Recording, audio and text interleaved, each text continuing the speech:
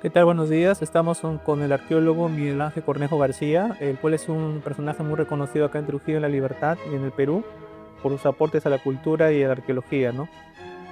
Muchas gracias, doctor, por la entrevista concedida este día para el libro que estoy realizando, que se llama Historia de la propiedad inmueble en el Perú. Estoy entrevistando a diferentes personajes como notarios, jueces, desarrolladores inmobiliarios, policías, y diferentes personajes para la realización de este libro de presidente de comunidades campesinas y nativas, ¿no? Que va a ser un aporte en el sector académico. Y la primera pregunta, doctor, sería, en su experiencia como arqueólogo, ¿qué entiende por propiedad y posesión? Ya, mire, por propiedad y por posesión es lo que más se ha manejado en relación, por ejemplo, a las comunidades campesinas, ¿no? Yo he estado muy próximo a la comunidad campesina de Huanchaco, porque he sido arqueólogo de Chanchán 11 años, y por ejemplo, el otorgamiento de una posesión es el principio que se usó como uti possidetis, ¿no? Que lo que sea tuyo, lo que usas, es tuyo. Entonces la posesión determina que después de unos 5 o 6 años que un posesionario mantiene esta posesionamiento sobre el terreno pasa a ser de usufructo del posesionario, lo cual se puede legalizar con una inscripción en la SUNAR, ¿no? En la Superintendencia Nacional de Registro Público, para pasar a un certificado de propiedad. ¿Por qué es importante la posesión? En las investigaciones en el Archivo de la Nación encontré un documento de 1847, ¿no? Donde había una discusión entre la gente de Huanchaco y los posicionarios en la parte alta de Santa María, de Chanchán. Entonces discutían sobre la propiedad. Y hay un juicio que está en el Archivo de la Nación acá en Trujillo, frente a la catedral, donde un juez de la REA hace una inspección y encuentra que los posesionarios de la comunidad de Huanchaco eran legendarios, eran ancestrales, venían cultivando algodón, ¿no? En esa zona, y que esa zona siempre ha sido aluvial. Con este documento del juez Larrea de Huanchaco de 1847, les otorgó la posesión a los comuneros de Huanchaco para que luego puedan aperturar sus inscripciones.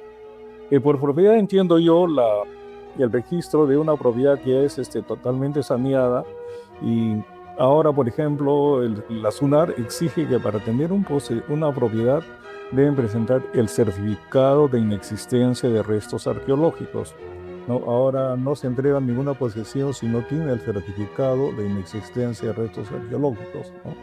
Y por eso la diferencia está en que, por un lado, la posesión le otorga el usufructo del terreno, pero la propiedad le otorga, el registro de propiedad le otorga el usufructo total. O sea, usted puede venderlo, construir y hacer lo que usted quiera, y ya no está sujeto solamente a hacer una actividad agrícola. Claro. Vamos con la segunda pregunta. ¿Cómo ha influido el descubrimiento de restos arqueológicos en el Perú en la comprensión de los conceptos de posesión y propiedad en las sociedades antiguas peruanas? Mire, esto, por ejemplo, ha sido a raíz de la creación del Instituto de Cultura. Se creó una defensa, ¿no?, absoluta de los centros arqueológicos que están próximos a las ciudades. Por ejemplo, Chanchán se ha visto cortar. Chanchán, en su extensión original, mantenía 24 kilómetros en extensión, ¿no?, en área. Hoy solamente tiene 14. La expansión agrícola y la expansión urbana han reducido su crecimiento. Igual ha pasado acá en Huamachuco, en la zona de la Arenita o la Arena, donde se han liberado 23 zonas arqueológicas, otorgándole la propiedad a una empresa minera. En el sitio de Cerro del Toro, también estos sitios arqueológicos estaban perjudicando la inversión privada. Felizmente que el Ministerio de Cultura, con mucho criterio y mucho razonamiento, creó en el TUPA, o sea, en el Texto Único de Procedimientos Administrativos, una salida que se llama la desafectación de la condición de patrimonio cultural. Ahora ya se puede pedir la desafectación de patrimonio cultural siempre y cuando no esté dentro de zona intangible. Si no está declarado zona intangible, así existan restos arqueológicos, usted presenta un PEA. Un PEA es un proyecto de evaluación arqueológica donde usted puede retirar, excavar y retirar, ¿no? Por ejemplo, este lunes nosotros vamos a empezar un proyecto de evaluación arqueológica cerca de la zona intangible de Chachán, colindante con la zona intangible, no está dentro de la zona intangible, para hacer 89 pozos de cateo y poder verificar. Y esto es legal. El año 2020 se hizo también una excavación de más de 100 pozos de cateo en la zona del terreno del señor Romero, que antes era conocida como la agropecuaria Merco, perdón, y ahí excavaron 3 metros y no se encontró nada, porque la zona de Huanchaco es una zona aluvial. Solamente lo que está en superficie son los edificios de adobe, pero en el suelo no existe, en el sustrato no existe, y eso se demuestra, ¿no? El proyecto de evaluación arqueológica. Por lo tanto, en algunos casos ha interferido la aparición de sitios arqueológicos, pero ya legalmente se está permitiendo la liberación arqueológica. O sea, liberar significa que yo saco todo lo que tiene valor arqueológico, pasa a un museo y el propietario o el posesionario puede hacer usufructo de su posesión. Claro. Por ejemplo, un caso muy importante es en Lima, por ejemplo, el Parque de las Leyendas, que Sí. dentro del Parque de las Leyendas hay huacas, un Sí. sinnúmero de huacas, y al frente hay parámetros urbanísticos de edificios, por ejemplo, Sí. que construyen, ¿no? Ujú. Entonces, ¿cómo liberar esa zona de amortiguamiento y zona de intangibilidad en San Miguel, ¿no? Y ejemplos, por ejemplo, acá en Trujillo hay, por ejemplo, la huaca Esmeralda, la huaca Arcoíris, que tiene zonas de amortiguamiento las huacas y sin embargo liberado con el tiempo por una necesidad social. ¿Qué pasa cuando hay un conflicto ahí de bien jurídico protegido patrimonio que es patrimonio cultural y lo que es la necesidad pública de vivienda? Por ejemplo, ¿qué pasa cuando hay personas que quieren un terreno y se vuelve una necesidad social, ¿no? Habitar en ese terreno, en esa zona, ¿no? Por ejemplo, un conjunto de familias, ¿qué prima más ahí, el patrimonio cultural o la necesidad de vivienda de las personas? No, ahí depende, lo que nosotros llamamos sitio irremediablemente perdido. Si un sitio está cerca de una carretera, está en un centro poblado, se llama sitio irremediablemente perdido. Por ejemplo, la Loma de Huanchaco. La Loma de Huanchaco es un sitio arqueológico fenomenal, con presencia de oro, enterramientos, pero el avance poblacional venció a la ley de la defensa del patrimonio. Entonces se hicieron 2 o 3 proyectos de rescate arqueológico y el resto se ocupó. O sea, no es una interferencia, sino el sentido está en actuar de acuerdo al texto único de procedimientos administrativos del Ministerio de Cultura, creo que es el numeral 34, que permite la desafectación de sitios arqueológicos próximos a poblaciones urbanas, ¿no? Y también con sitios irremediablemente perdidos. Un sitio que fue vaciado, un sitio que fue atravesado por una carretera, ¿no? Se llama desafectación, retiro de la condición de patrimonio cultural, así se llama, ¿no? Yo le voy a pasar toda esta información que está totalmente en el texto único de procedimiento administrativo. Está en el reglamento de intervención arqueológica del Ministerio de Cultura, ¿no? Ustedes lo pueden consultar con su abogado, ¿no? Y poder ver que sí se puede desarrollar este tipo. Como le digo, yo el lunes voy a empezar un proyecto acá en PEA. un PEA, un proyecto de evaluación arqueológica, ¿no? Está dentro de la zona de amortiguamiento. Dentro de la zona de amortiguamiento sí se puede retirar la condición de patrimonio cultural. Dentro de la zona intangible no se puede retirar la condición. Eso ya... O sea, en la zona intangible no hay nada que hacer. Con la O se zona puede hacer intangible, algo. no. Pero sí se puede hacer agricultura. O sea, hay un decreto supremo, creo que es el 1487, que lo andaba en noviembre del año pasado, donde el Pero había- Congreso... Sí, el Congreso permite la agricultura. La agricultura se puede desarrollar en Chanchán. Pero, por ejemplo, sí, ¿qué pasará si en una zona intangible comienzan a construir casas y se vuelve un problema social? Ya, por ejemplo, hay 500, 600 casas, un centro poblado. Eso ya es un problema social que tiene que ser visto a nivel de procuraduría, ¿no? Para establecer el comportamiento social de la población y también ver la forma como han pasado de un posesionamiento a una propiedad. No, ¿qué ¿no? pasa? Por ejemplo, acá en Chanchan hay, o en todo el Perú, digamos, hay terrenos que se crea la unidad ejecutora, por ejemplo, como Chanchan, que es la unidad ejecutora del centro arqueológico en el año 80, por ejemplo, Ujú. ¿no? 70, 80 más o menos. Pero el título lo da la comunidad Antes. campesina, en la reforma agraria Velasco Alvarado en los años 60. Sí. Entonces, primero en el tiempo, primero en el derecho. Primero dan el título y se hipoteca el banco agrario, todo ese tema, ¿no? Y después se crea la unidad ejecutora. No. Entonces, ¿qué pasará en ese sentido? Que el señor no sabía de la reglamentación que tenía como zona de intangibilidad, porque lo crea, yo tengo mi propiedad, todo, ¿no? Ujú. Comienzo a construir mi casa, digamos, ¿no? Entonces, después de 10, 20 años, lo declaran patrimonio cultural, zona intangible, ¿no? Ujú. Entonces, ¿qué hago yo? ¿Qué hago yo en ese sentido si ya construí, si ya tengo mi título de propiedad escrito en SUNAR, ¿no?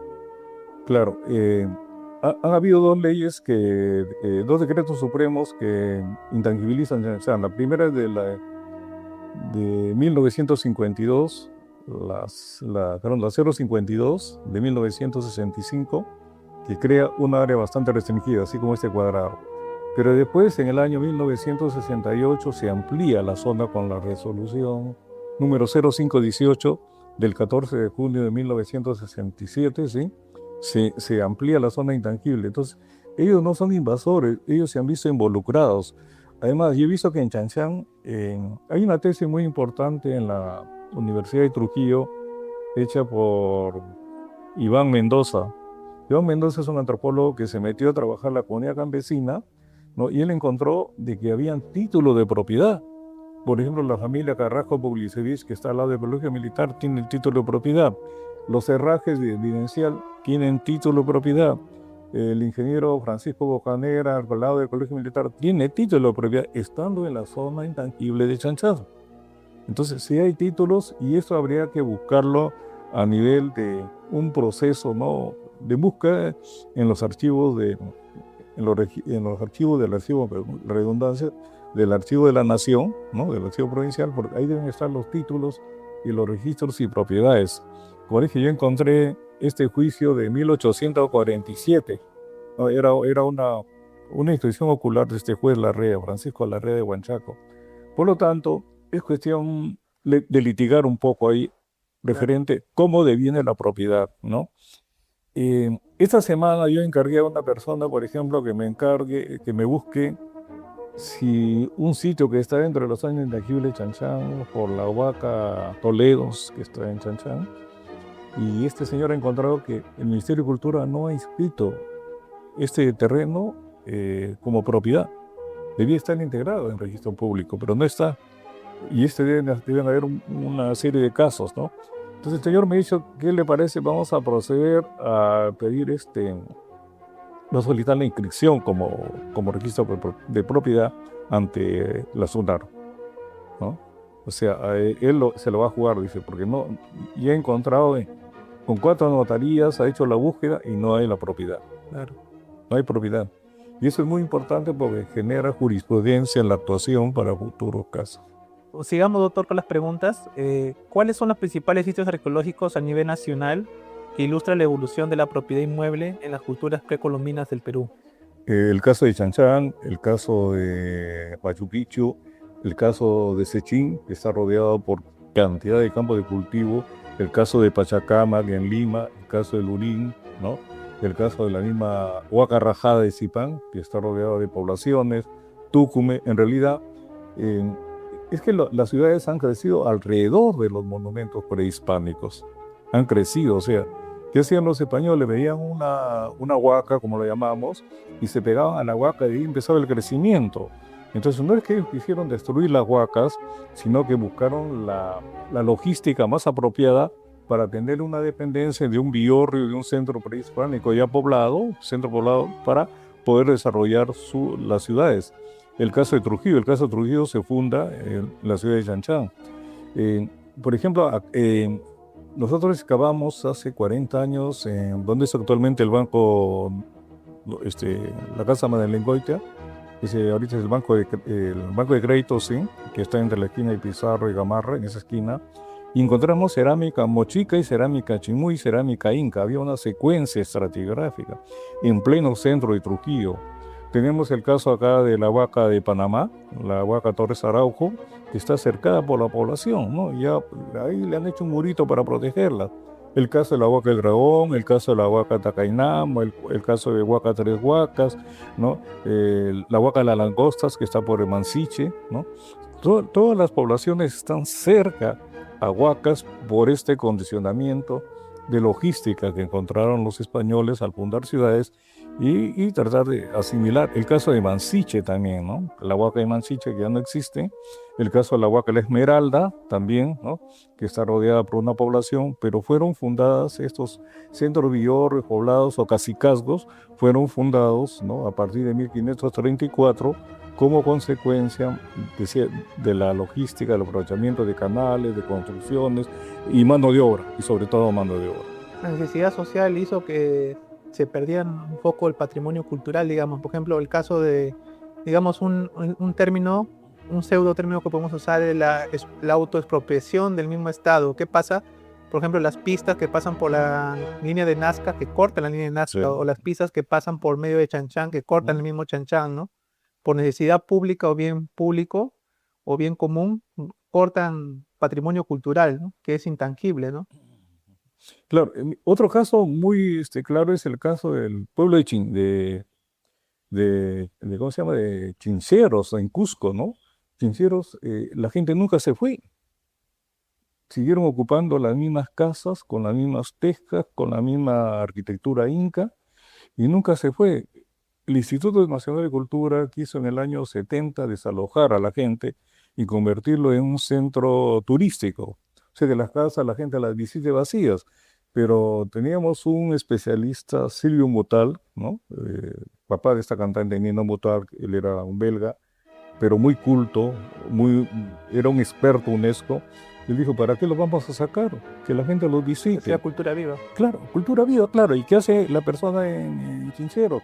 Venden artesanía, le venden comida, le venden telas, le venden productos que ellos fabrican.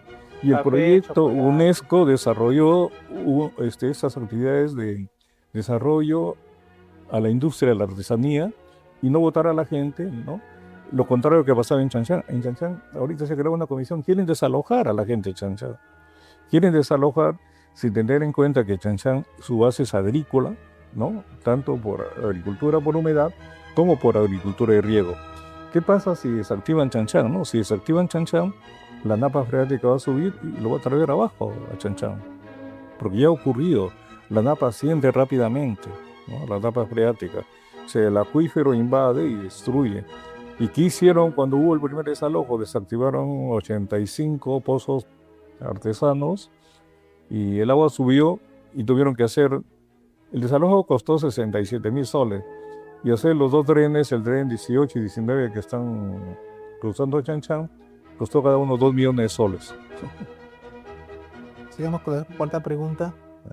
¿Podría explicarnos el proceso para obtener el certificado de inexistencia de restos arqueológicos, que es el CIRA? Así, el certificado de inexistencia de restos arqueológicos tiene un procedimiento para lo cual es necesario, primeramente, se presenta un expediente al Ministerio de Cultura, ¿no?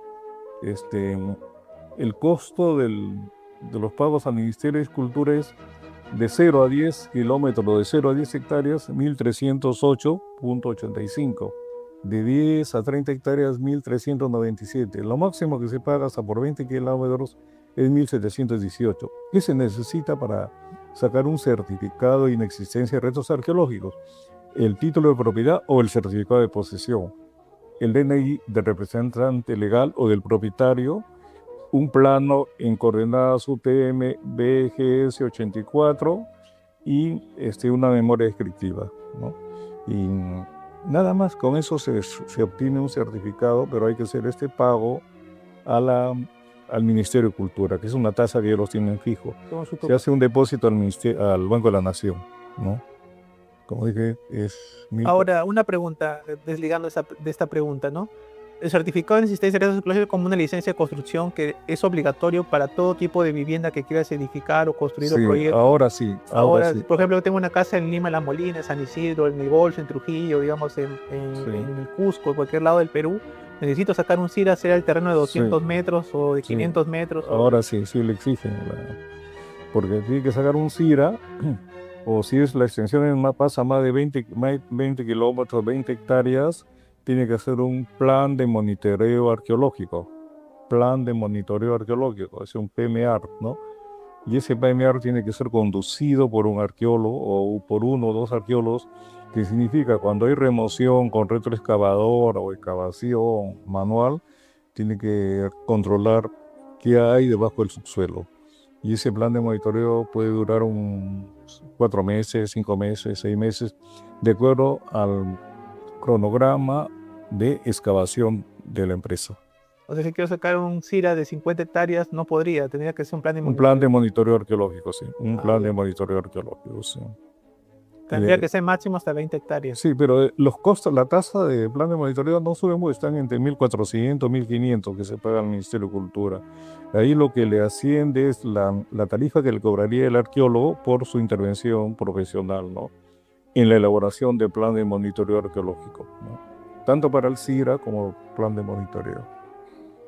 ¿Cuál es la importancia de la obtención del CIRA para el desarrollo inmobiliario? El CIRA permite tener un control directo sobre la preexistencia de restos arqueológicos, ¿no? Que pueden estar en el substrato, en el subsuelo, ¿no? Y de tal manera que el Estado ya tiene una certificación de que donde va a dar una autorización para construir, no se va a destruir patrimonio. Por ejemplo, acá en la esquina se va a hacer un edificio de 21 pisos, ¿no? Ellos han tenido que sacar primero CIRA y han tenido que presentar un plan de monitoreo arqueológico por la excavación de zapatas, creo que lleva más de 20 metros de profundidad, creo. Entonces ahí tiene que haber un arqueólogo, si va a hacer una carretera, una pista, una obra de saneamiento, tiene que hacer un plan de monitoreo arqueológico. Claro. Pregunta 6. ¿Qué rol juegan las zonas intangibles en la preservación de patrimonios arqueológicos y cómo afectan la propiedad privada? Bueno, en ese caso sí, si le declaran una zona intangible, sí puede afectar, ¿no?, la propiedad privada, porque la zona que está, el propietario que está cerca a una zona arqueológica no puede expandir más, ¿no?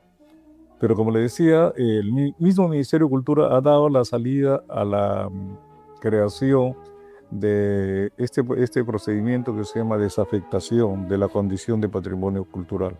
Si está totalmente destruido, huaqueado, ya no se ve nada, se puede levantar a través de un PEA, de un proyecto de evaluación arqueológica. Pero si está en zonas Monumental, no. En monumental, zona no. monumental, no. En zona monumental, no. No hay forma ahí que se pueda hacer nada. No. Ni con una pericia, nada. No, he visto casos, por ejemplo... ¿No hay jurisprudencia? Sí, hay jurisprudencia. El ministro Salvador de Solar liberó 20 sitios de toro muerto en Arequipa. Y por eso le hicieron problemas, pero no pasó nada. La familia Sánchez Paredes liberó 15 sitios en Cerro La Arena, acá en Huamachuco. Liberaron. Fueron con arqueólogos, liberaron, presentaron el plan al Ministerio de Cultura, liberaron, y el Ministerio de Cultura no quiere decir, bueno, ya no hay nada. Si hay cerámicas, hay entierros, lo pueden levantar, ¿no? O sea, el Ministerio de Cultura evalúa si lo aprueba o no el PEA. Si procede el PEA, se libera, se excava, se recupera la información, ¿no? Lo que estaba en Cajamarca, la minera Yanacocha, destruyó más de 200 sitios, ¿no? Levantaban sitios de piedra, sitios monumentales. Chavimoche destruyó 425 sitios arqueológicos entre Chao y Virú. 425 sitios. O sea, levantaron sitios de piedra con esta altura y no pasó nada, porque estaba con el permiso ilegalizado. Se llama Proyecto de Rescate Arqueológico, el PRA, ¿no? Proyecto de Rescate Arqueológico. Pero quiera o no, el mismo Estado destruyó parte de patrimonio cultural. Pero por un bien común, fin claro, común. era un bien común, si no, el proyecto de Chavimoche no salía. La línea del proyecto de Chavimoche tenía que pasar y cruzaba los sitios arqueológicos. No quedó otra solución que excavar y liberar los sitios arqueológicos, destruyendo la arquitectura. Claro. ¿Cuál es la diferencia entre zonas arqueológicas intangibles y zonas de amortiguamiento? La zona arqueológica intangible tiene una resolución suprema que declara la intangibilidad de un perímetro que no se puede tocar. Y la zona de amortiguamiento es una zona que se prevé que puede haber aproximación de cultivos o de viviendas, ¿no? Entonces, la zona de amortiguamiento sí se puede liberar. La zona de amortiguamiento se puede excavar y se puede recuperar todo lo que está ahí. O simplemente basta con con una supervisión.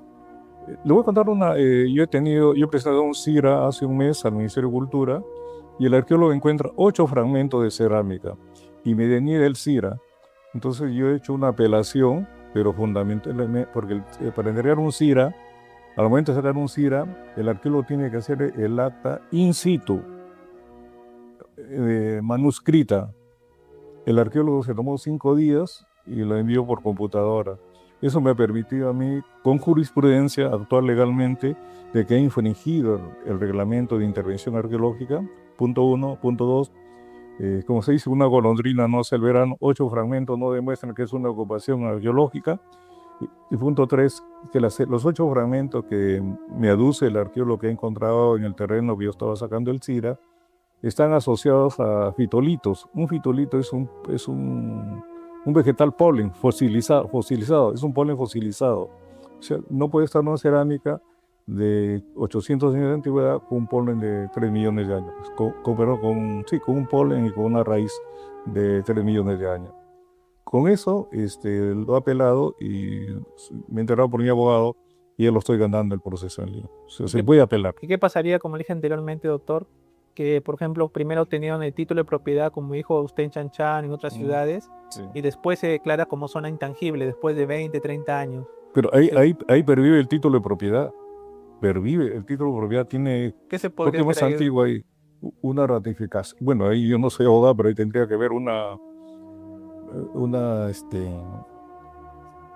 establecer, ¿cómo se llama? Una recuperación del título original, ¿no? Es por eso que la familia Carrasco Publicevis es una casita que está al lado del Colegio Militar, no lo pueden sacar. Tiene más de 60, 70 años ahí. Porque ellos fue antes de la primera resolución y antes de la segunda resolución. Por lo tanto, a ellos no lo pueden tocar porque tienen el título de propiedad que es sagrado, ¿no? Claro. Desde una perspectiva arqueológica, ¿cómo se relaciona la posesión de tierras en la época colonial con hallazgos en casonas coloniales en todo el Perú?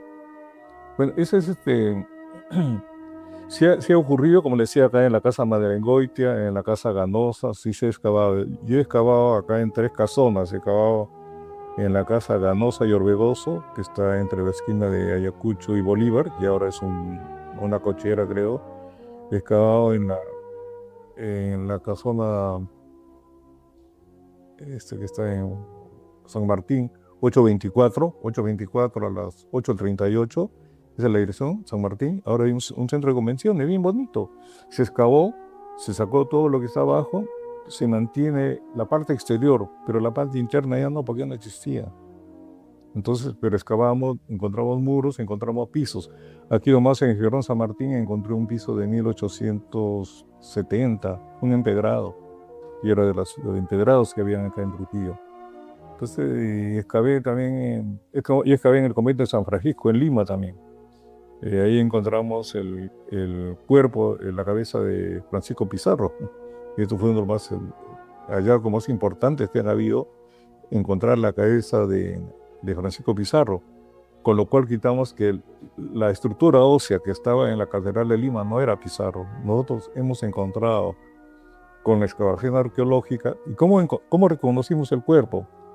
La cabeza estaba en una urna de bronce que decía: aquí yace el cuerpo del conquistador Francisco Pizarro.